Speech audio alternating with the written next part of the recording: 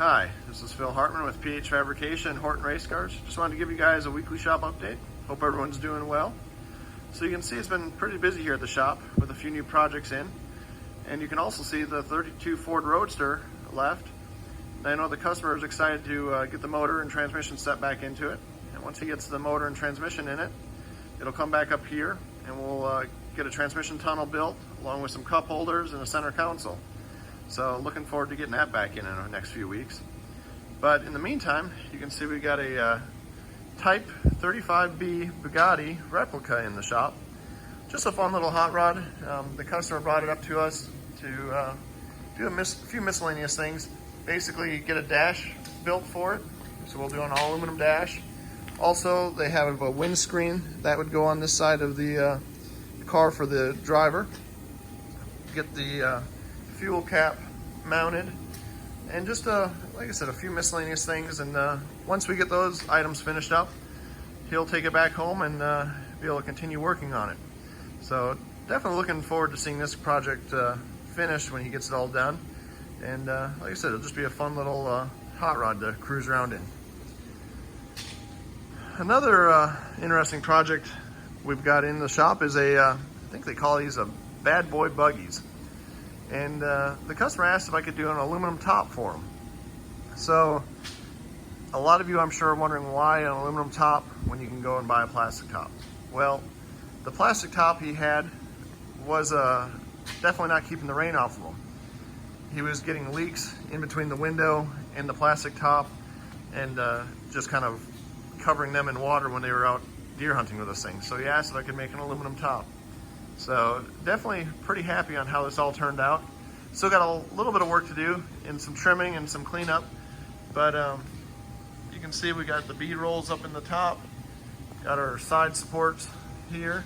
Now all of this will be buck riveted, and the reason for the buck rivets just kind of gives it a neat look, but it also stops a lot of warping instead of trying to weld it all.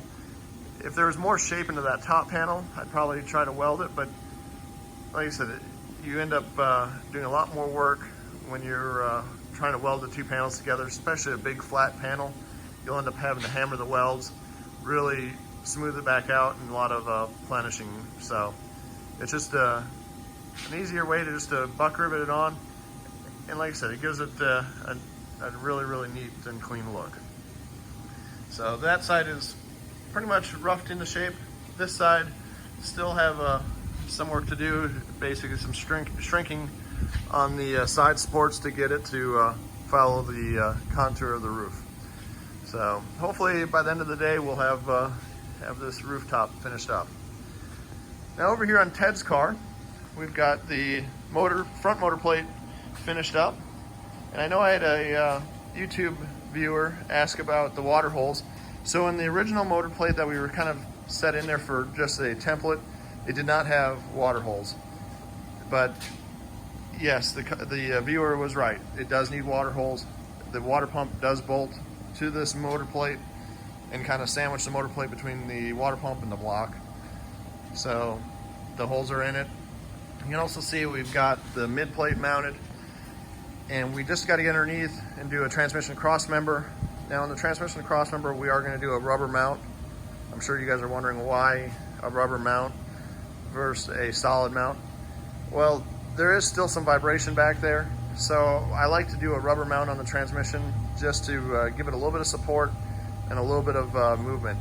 Especially when you launch, a lot of times the chassis will twist, and the last thing you want is to crack a bell housing, or crack either a bell housing or a tail shaft or your transmission case, just because you flex the chassis and there was no give.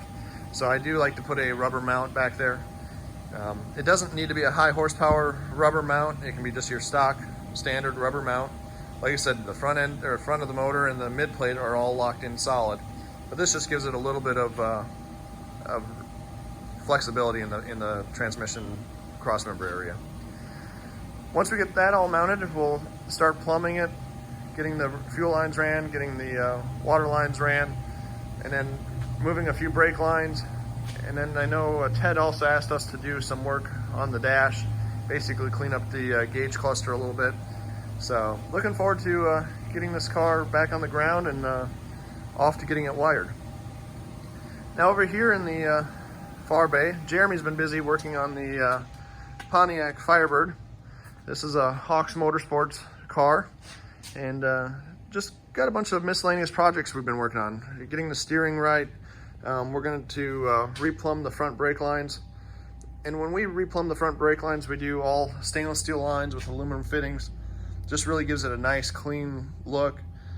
And basically, all the race cars that we do are all stainless steel, 3/16 stainless steel line.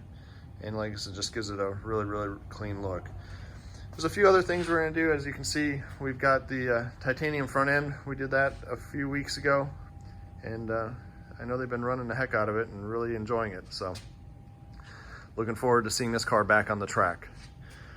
Now over here, you can see the 1946 Chevy truck fender.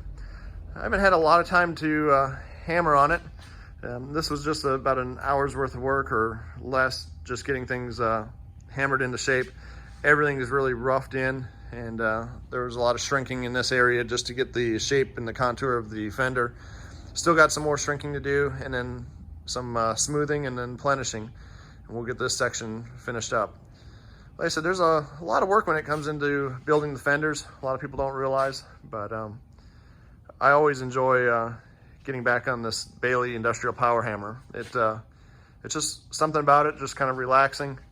And I don't know if it's more or less relaxing, or just when it starts hitting, nobody wants to be near you, so you're just kind of in your own little world. This thing hits really hard, and man, it's nice to have in the shop. Well, that is it for my weekly shop update.